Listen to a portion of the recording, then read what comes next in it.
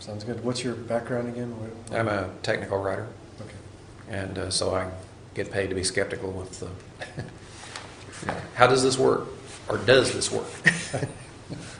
You get paid to be skeptical when there's nothing to be skeptical about? Most of the time there is something to be. Yeah, that's true. Later in life, I was kind of a nominal Christian. I went to church and everything, but again, I was influenced a lot by evolutionary thought. But I didn't spend a lot of time studying it or anything like that. I was too busy making a living in electronics. I picked up the newspaper one day and opened up to a section, and there was a guy holding a little tiny horse in his arms. And that was really the point where my education began to come unraveled. Because I thought, okay, so what they're telling me about all these little horses in the series is just genetic variation. So I dismissed a big chunk of biology right there. That went in the I don't know can. A few years later, a coworker told me, hey, you need to get out and see Lake Grapevine. It went over the spillway, and it's cut a big canyon out there. So we went out there about a week after the process began, and sure enough, it cut through bedrock, and there was a 30-foot deep canyon there, and all sorts of things, fossils, dinosaur footprints, all kinds of things exposed. And I began to look at that, and we kept going back, and it became a good thing to do on weekends is go out and look and see how much deeper the canyon got. So I was taking pictures of it and thinking, this is really evidence that the Grand Canyon isn't as many millions of years old as they say it is. And so that also went into the I don't know can. So in 92, somebody named Carl Baugh came to our church and began talking about things, and that was astounding, and it kind of made sense. He talked about an iron hammer that had been discovered in stone. That interested me. I asked for more information, and they sent me a little pamphlet, which I didn't think was very good quality. So I thought, well, the way to get to the bottom of this is I'll volunteer to go take pictures for him, because I had a lot of professional equipment. And I thought if he's on the up and up, if he's trying to hide something, he's not going to want me anywhere near that thing, to take really good detailed pictures. So I called him and sent him a fax and made the proposal, and he threw everything open to me, let me copy all the test data, and I took my customary 200 or 300 pictures of everything, and that began the investigation of that artifact. Since that time, I've been down to the discovery site, I think 4 times, with a geologist named John Watson, who's now deceased. But I looked for every way in the world that could be faked, and I can't find any way that could be faked. It's just got too many things that nobody would think to do, too many characteristics. And so the jury's still out on that. It's obviously not a fake, but how in the world it got there is anybody's guess. You're talking about the London Right, artifact. Okay. right. All right. What kind of research and work have you done for the museum since you got involved? Primarily taking pictures and doing video. And then I dig up, for a long time I tried to dig up evidence in scientific journals that would disprove what they were teaching at the museum. One of the things that I found hard to swallow was the 30% oxygen in the atmosphere in the pre-flood world. And then I found a newspaper article, and it was talking about 2 scientists. I believe their names were Berner and Landis. Dr. Berner was a professor at Yale, and I couldn't find out anything else about it. It was just how newspaper articles are. They don't give you enough to go on. So I called Yale, just on the off chance that I could get through. And they put me through to him. And he immediately told me that he didn't have time to talk about it, 45 minutes later, I finally got off the phone.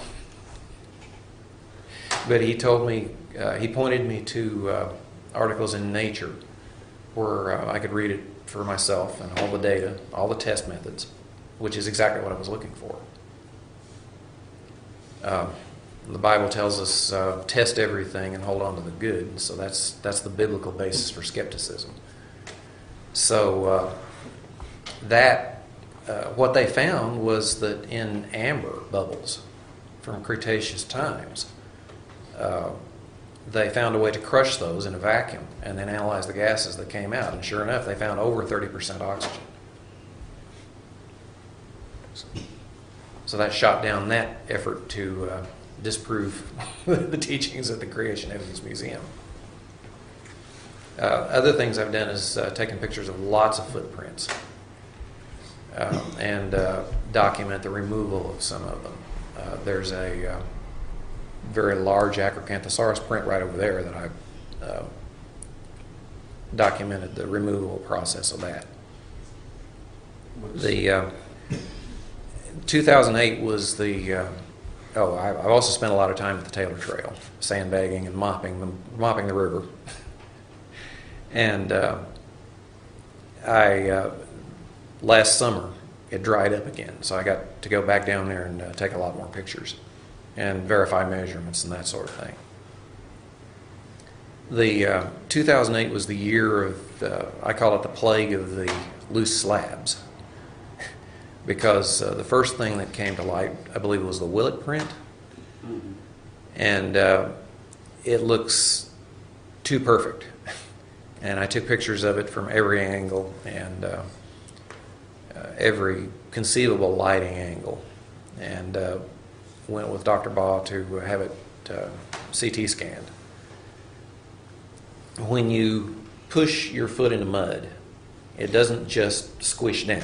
It flows. It flows out, and you disrupt all of the clay particles that are in the mud, and so that changes the density in the rock.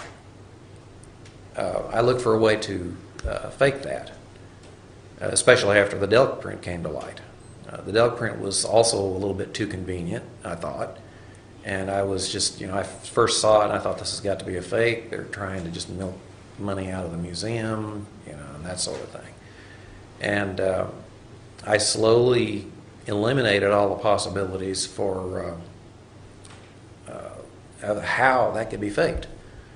I went so far as to get a big piece of Biloxi limestone and take it home, and I poured muriatic acid on it and poured more acid on it and kept doing it until I had a nice little depression in it. And then I flipped it over and whacked it with a sledgehammer, and it split into 4 pieces, and I have that in my car if you want to see it. Because I wanted to see the... do you need to do something? Okay. This one's still going. I wanted to see if the acid action on the surface had any effect on the interior of the rock, if it reduced the density or anything else, because density variations are really what you see in a CT scan. So I did that, and there's absolutely no change inside. There's a very tiny, hair-thin layer of calcium chloride that builds up, because if you pour hydrochloric acid on it, the